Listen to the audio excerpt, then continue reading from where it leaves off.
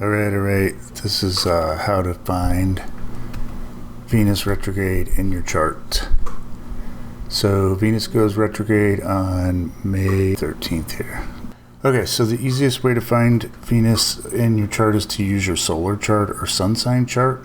So I've set this for whole sign houses starting with 0 degrees on the cusp, and we'll start with Taurus.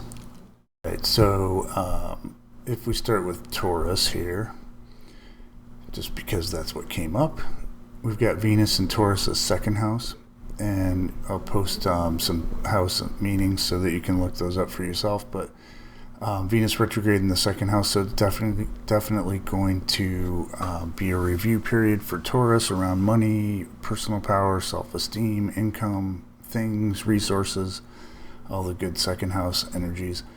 And then you're going to want to also factor in that Venus is the ruler of Taurus, so first house, self and identity, and also the ruler of Libra, sixth house, work, service, and health. So let's see, we shall move forward to, well, there's Gemini. Okay, so if Venus is retrograde in your own sign, Gemini, we'll try to get back to close to 0 degrees here. Close enough. Got Venus retrograde in your first house, so this is going to be a review, recalibration of myself and my identity if I'm a Gemini or Gemini rising potentially. We'll look into that in a minute. And I want to take into account fifth house, my creativity, because Venus rules Libra over here. So my creativity, romance, love energy. Gemini, you could have a romance coming back in from the past, and don't go with it. Have fun, but don't get hooked up. The standard Venus retrograde astrological boilerplate jargon there, warning. And then here's one reason why, because Venus also rules Taurus's 12th house of hidden things, self, what do they call that? The house of self, something. Self, no, I just want to keep saying self-isolation, but self-undoing. Yeah, so what's that, babe? I said undoing. Yeah, thanks. It's the house of self-isolation where we've all been.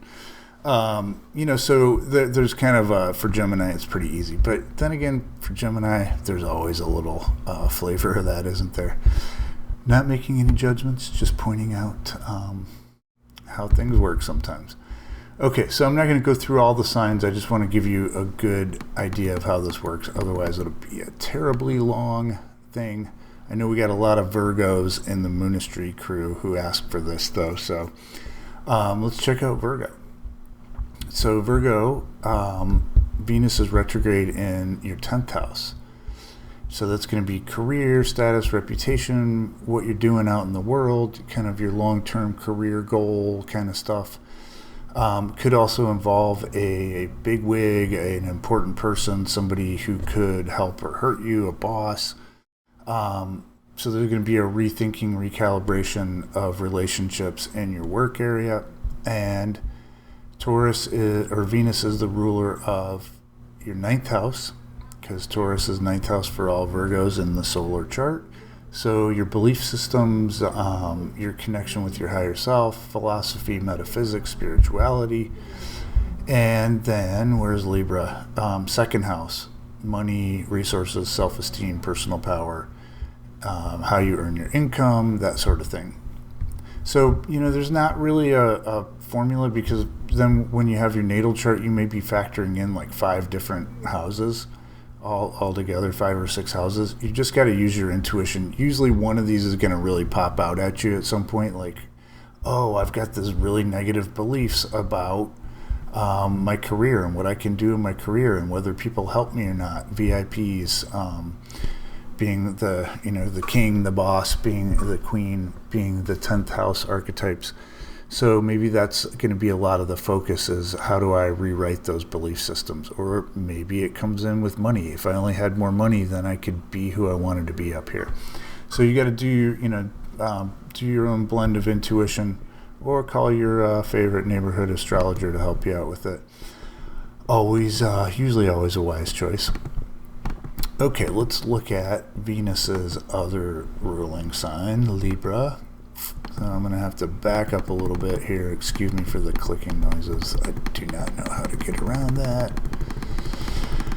All right, gets us close enough. So if you're a Libra, you've got Venus retrograde in your 9th house. Your house of beliefs, higher mind, metaphysics, spirituality. So that's the area in life that's going to be undergoing a review, a creative, harmonious, beautiful, loving review, no doubt. And, sometimes this can be, you remember a belief system that worked for you when you're a teenager, you're in your early 20s or something, or a spiritual practice that you used to do but you let go of kind of comes back to you. So, be interesting to hear what your experience is with that. Venus is the ruler of your 8th house, so shared resources, other people's money, being supported or feeling like you're supporting others, money that you owe or possibly and potentially inherit. And 8th house money is sort of a lump sum kind of thing. Often, so it's like you get an inheritance, you win the lottery, you get a grant, you get a loan, or you have to pay back a loan, something like that.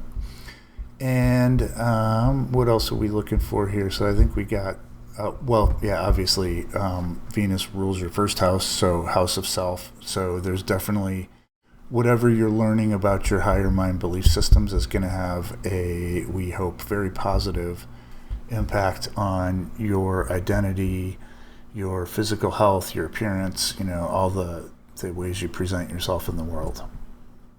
Okay, so let's look at a couple more signs, and then we're going to see how this works in the natal chart. Oh, who should we do next? Phoenix, my love. Who needs a Venus reading here? Scorpio through Pisces. Oh, Pisces needs some help. These poor little fishies. Poor little defenseless darlings. They can't even figure out how to click over to their sign. Let's see, what if we do 30 hours? No, 30 minutes. Ooh, that got us to the last degree of Aquarius, just not quite there. All right, so Pisces. Here we go. There you go, Pisces. All right. So Venus is retrograde in Pisces, 4th house, home, family, emotional patterns stemming from family of origin. So usually there's a lot of trauma with the 4th house, but there's also good stuff, your sense of belonging, sense of being able to feel like you have a firm foundation in the world. Pisces has Gemini as the 4th house cusp, so the personal air sign. What does that mean? Airheads, they're kind of floating around. But, a lot of Pisces end up having 2 residences. So I think that's the dream for Pisces, is the bi-coastal or snowbird kind of lifestyle. So you may be reviewing your plans for, say, establishing an intentional community. I don't know. Maybe having 2 intentional communities, one in the north for the summer, one in the south for the winter. You could be looking back at some things that happened with mom, dad, family of origin, and processing some of that. So ultimately Venus is going to try to bring creativity, flow, harmony, love, beauty, the joy of experiencing things through the senses into whatever life areas she's impacting in your chart. So with Pisces, there's going to be this desire to really feel good at home, to feel loving and flowing in the place where you live, and to be at peace and at harmony with your family, or with the internalized legacy of your family of origin. Venus rules Pisces' 3rd house and also Pisces' 8th house. So 8th house, other people's money, support, loans, grants, winning the lotto, that kind of stuff. But seriously, that's always a challenge for Pisces, so Pisces, no boundaries. Libra, there's a tendency for Libra to want to compromise and sort of give away the farm at first and then have to fight to get it back. So, that's an area that you want to pay attention to if you're a Pisces, and you could say, oh, I see from my family of origin, I didn't really get very good ideas about being worthy of being supported. I'd like to upgrade that now, and Venus can help you with that by helping you work with your thoughts. What are you running through the projector of your mind on a day-to-day level? Third house. So there we go. I think that's pretty good. Now we're going to look at, what does this look like in a natal chart? Oh my goodness, look who we've got here. Donald J. Trump. I just couldn't resist because I'm going to show you Donald Trump's chart. Whoop, that is not it. With the chart for the moment Venus goes retrograde putting those planets, the transits on May 13th, 2020, into the president's chart. And you'll notice that Venus is at 2150 Gemini and is about to go retrograde at that degree. So that's 21 and almost 22 degrees. And then Donald Trump's sun is at 2255. So Venus is just shy of his sun by about a degree and 5 arc minutes. And if you split the difference between his sun and his north node, Venus would be right exactly in the middle. That's called a midpoint in astrology. You don't have to know that, but just, if you can eyeball this and say, 2150, 2255, 2045, and then you got Uranus hanging out here at 17, almost 18 degrees. And what happens if we go directly across the chart? Whoa! His south node is, of course, exactly opposite the north node, so 2045 Sag. But there's his moon at 21 degrees, 12 minutes of Sagittarius, so exactly opposite the Venus retrograde degree. Donald Trump was born on a lunar eclipse, by the way, which may be some of the secret of his longevity. But so this is a really fascinating thing. Venus is retrograding in Donald Trump's 10th house. So when you have a natal chart, you don't have, the nice even 0 degrees of each sign on the cusp, right? You've got these different degrees. And you've got some signs that have 2 houses and some signs that are trapped within a house. That's called incepted or intercepted, astrologically speaking. So if you're looking at your natal chart, you want to look at where is the Venus retrograde actually happening. So Venus will retrograde from 21 Gemini to about 5 Gemini. So right here next to Trump's Mercury. And then she will go direct on June 24th, 25th, depending on your time zone, at 5 Gemini. So wherever 5 to 21 or 22 Gemini is in your chart, that's going to be the main area of activation in your natal chart. So for Donald Trump, 10th house, his status, reputation, his career, Venus is going to be retrograding in that area. Any retrograde personal planet will usually tend to show up as problematic because it's taking our conscious, or not really conscious, our sort of unconscious habitual habit patterns related to that archetype offline. It's disabling those. It's introducing discontinuity so that we can recalibrate our experience of Venus and have a better experience going forward. So we could definitely expect to see some shakeups with with Donald Trump. I don't even know what that means. Having like something weird and wild, maybe backwards happening in his public life. There's so much chaos, that it's hard to tell.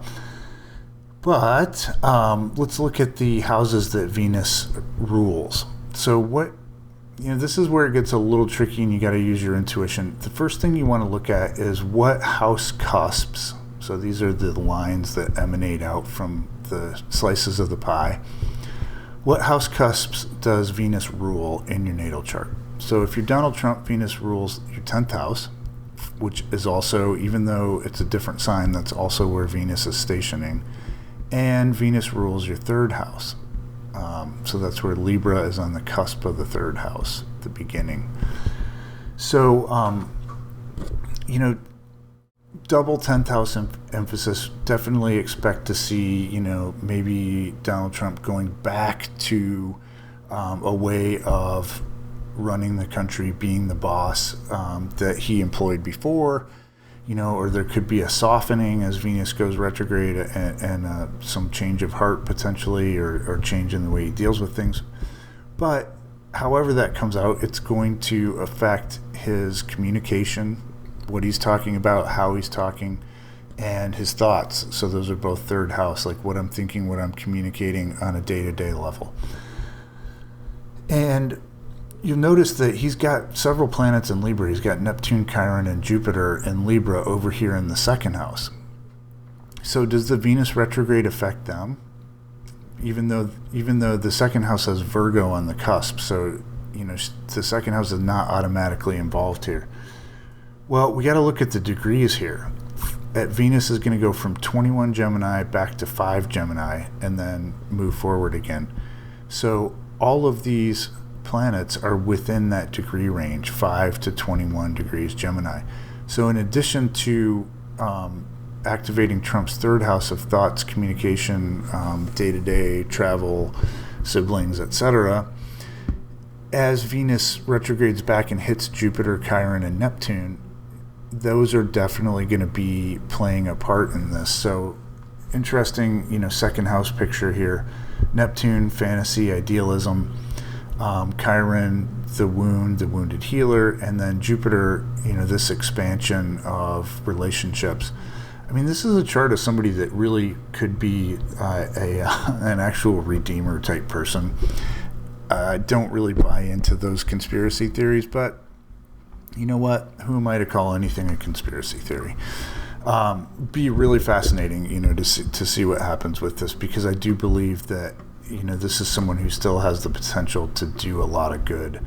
I could go into a long ramble about Trump astrology, my course on mundane astrology that I did after Trump was elected. But he was meant to be the president, at least for this period, and we'll see what happens next. It occurs to me that one of the ways that this could play out is that the coronavirus thing messes up the election, and then when the election happens, Mercury's retrograde in Libra, or just about to go retrograde, can't remember. So Venus's sign, and that's in November. So there may be some setup here that affects the elections. I don't know. Time will tell. But we also want to look at, so we looked at 10th house. We looked at that at third house, second house. And there was one other thing I thought we wanted to look at, but I think that pretty much covers it. So hopefully that is helpful, and thanks for tuning in.